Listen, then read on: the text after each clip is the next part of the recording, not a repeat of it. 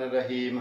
अस्सलामु अलैकुम जी। तो दोस्तों, जब से आज़रबाईजान के ई वीज़े ओपन हो गए हैं, बहुत से लोग, बहुत से दोस्त, बहुत से क्लाइंट्स कांटेक्ट भी कर रहे हैं और मुख्तलिफ़ किस्म की इंफॉर्मेशन भी ले रहे हैं, जो कि अच्छी बात है। इंफॉर्मेशन लेना बिफोर आप आज़रबाईजान ट्रैवल करें। आपको काफ़ी ऐसी चीज़ें जो छोटी छोटी चीज़ें हैं लेकिन उनका आपको फ़ायदा होगा, या वो यूँ समझ लें कि वो ही छोटी चीज़ें आपको नुकसान से बचा सकें या फिर आपको किसी परेशानी से बचा सकें।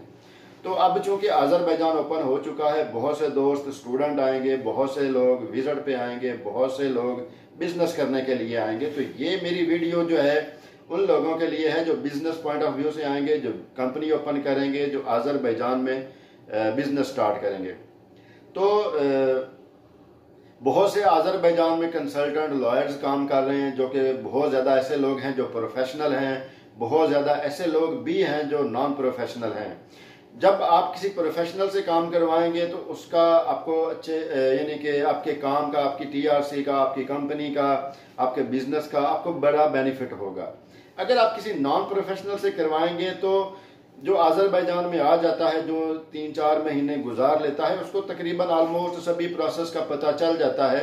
वो किसी न किसी वे से किसी की कंपनी ओपन करवा सकता है या टीआरसी अप्लाई करवा सकता है। अप्लाई इसलिए मैं कह रहा हूं क्योंकि अप्लाई करवाना, कंपनी ओपन करवाना बहुत इजी प्रोसेस है और कंपनी के बिहाफ पे और आपके बिजनेस के बिहाफ पे बहुत से ऐसे डॉक्यूमेंट्स हैं जो अनप्रोफेशनल लोग जो हैं वो मिस कर जाते हैं, जिसकी वजह से उनको टीआरसी का इशू हो जाता है। तो उस इशू के जब आप अगर किसी अनप्रोफेशनल से ये करवा लें तो मैं आपको बता दूं कि अगर खुदा न खास्ता आपकी टीआरसी नहीं बनती, जो कि डेफिनेटली कुछ ऐसी चीज़ें हैं। देखें, जब आप टीआरसी अप्लाई करते हैं तो उसकी जो रिक्वायरमेंट होगी वो पूरी होगी तो आपकी फाइल सबमिट होगी, इसमें तो नो डाउट वो हो जाएगा।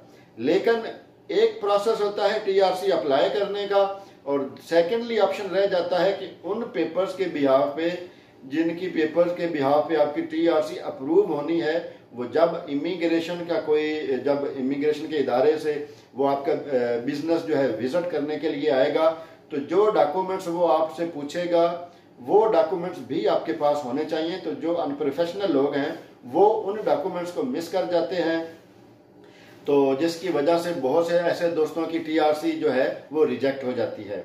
रिजेक्ट हो जाने की सूरत में उनको क्या करना चाहिए, किस चीज़ को ध्यान में रखना चाहिए, वो भी मैं बताता हूं। लेकिन मैं एक बात बता दूं कि जब आप अप्लाई करेंगे वो पेपर अलग होते हैं। जब आप अप्लाई कर लेंगे, एक अप्लाई करने का प्रोसेस होता है, एक टीआरसी के लिए जो डॉक्यूमेंट्स आपने शो करने हैं बिजनेस के, वो भी आपके पास पूरे कंप्लीट होने चाहिए ताकि वो जो बंदा आए वो आपकी रिजेक्ट करके ना चला जाए।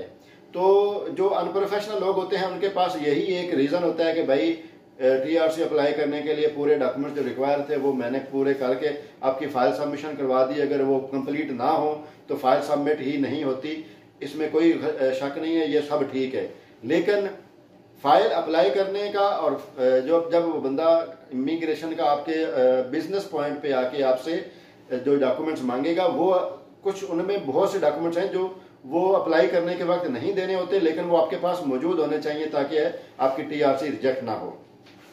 सेकंड ये है कि जब आपकी टीआरसी रिजेक्ट हो जाए तो आपको क्या करना चाहिए, किस चीज़ को ध्यान में रखना चाहिए कि आपको फाइन ना हो या फिर आप दोबारा भी आज़रबाईजान में इन आउट करके दोबारा अपनी टीआरसी अप्लाई कर सकें। तो जिन लोगों को इन चीज़ का नहीं पता तो मैं बता दूं कि जब उनकी टीआरसी रिजेक्ट हो जाती है तो उनको पता ही नहीं चलता कि हमारी टीआरसी रिजेक्ट हो गई है, और उस रिजेक्शन की जो लेटर की कॉपी है वो आपको सेंड कर दी जाती है वाया डाक, ठीक है, बाई पोस्ट। जब वो पोस्ट कर दी जाती है तो वो उस एड्रेस पे पोस्ट की जाती है जिस एड्रेस का कुप्चा या जो एड्रेस आपने यूज किया हो वो उसके ऊपर चली जाती है। तो जो नॉन प्रोफेशनल लोग हैं वो किसी से भी वो कुप्चा ले लेते हैं और उसको डॉक्यूमेंटेशन कंप्लीट करके लगा देते हैं, हालांकि उनको खुद भी नहीं पता होता कि ये घर कहाँ पे है। वो लेटर वहां पे चला जाता है और रिजेक्ट होने वाले बंदे की टीआरसी की जो वो उसको पता ही नहीं चलता, और उसको उसके ऊपर लिखा हुआ होता है कि विद इन 10 डेज आपने या तो आपने ये कंट्री छोड़ देना है। कंट्री छोड़ने का मतलब ये है कि आप इन आउट कर लें, लेकिन वो लेटर आप तक पहुंचता नहीं है। जिसकी वजह से आपको परेशानी हो जाती है और 10 दिन गुजर जाते हैं, आपको पता भी नहीं चलता। जब आपको पता चलता है कि टीआरसी रिजेक्ट हो चुकी है, तब तक उस लेटर को भी 10 दिन हो चुके होते हैं। तो फिर आपको फाइन होता है 401 मनात, या फिर अगर आप फाइन बिना पे किए जाएंगे तो आप अजरबैजान में दोबारा 5 साल के लिए बैन हो जाएंगे, आप वापस नहीं आ सकेंगे। तो ये बहुत एक ऐसी छोटी गलती है, छोटी गलती भी है, ये बड़ी गलती भी है, it's a big mistake, you know. तो बहुत से लोग इसको इग्नोर कर जाते हैं। जो प्रोफेशनल होते हैं उनको पता होता है कि कौन कौन से डॉक्यूमेंट्स जो वेरिफिकेशन के लिए आएंगे तो रिक्वायर होते हैं, वो सभी उसके कंप्लीट करवा के उसके फाइल के पास, यानी उसको बंदे को प्रोवाइड कर देता है कि ये आप अपने पास रखें, जब आएँ तो आप ये शो करें, जब आएँ तो आपने ये शो करना है, जो जो वो उनको रिक्वायर होते हैं। तो जिसकी वजह से उनकी टीआरसी बन जाती है। तो इस बात का ध्यान रहे। बहुत से अजरबैजान में प्रोफेशनल काम कर रहे हैं, बहुत से पाकिस्तानी, बहुत से इंडियंस, बहुत से लोकल अजरबैजान के।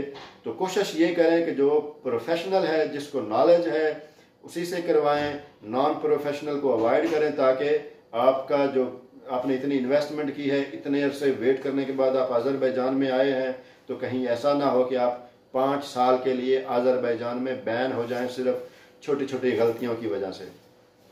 ये मेरा बताने का मकसद यही था कि अब चूंकि अजरबैजान के वीज़े काफ़ी सालों के बाद ओपन हुए हैं, तो पाकिस्तान और इंडिया से बहुत ज़्यादा रश लग जाना है। और उस रश के बिहाफ पे बहुत से ऐसे लोग भी हैं जिनको जुम्मा 8 दिन हुए होंगे, या कुछ थोड़ा बहुत नॉलेज होगा, या वो किसी और से करवा लेंगे और जस्ट टीआरसी अप्लाई करवा लेंगे कंपनी ओपन करवा के। तो वो अपना बेनिफिट के लिए उसको बोलेंगे कि बस मेरा काम यहीं तक था, मैंने आपका कंप्लीट कर दिया है। लेकिन मेन मकसद तो यही है ना कि जब आप कंपनी ओपन करें, कंपनी ओपन करने के बाद जो आप बिजनेस करते हैं उसके बिहाफ पे जो आपने टीआरसी लेनी है, अगर आपके पास टीआरसी ही नहीं है तो फिर वो सारा जो प्रोसेस है उसका कोई फायदा नहीं, उसका कोई मोल नहीं है। तो दोस्तों इस चीज़ को ध्यान में रखें। और अगर आप टीआरसी अप्लाई कर रहे हों, आपको पता ना चले, तो आप उसको ऑनलाइन चेक करते रहें, ताकि आपको पता चल सके कि ये रिजेक्ट हो गया है। और रिजेक्ट होने की सूरत में अगर आपने कहीं भी किसी का भी वो कुपचा लगाया है, तो फिर आप फौरन इमिग्रेशन ऑफिस जाएं, वहाँ से आपको वो उसकी लोकेशन बता दी जाएगी, और जहाँ जहाँ पे वो जाता जाएगा आप उसको फॉलो करते जाएंगे और वो लेटर ले सकेंगे।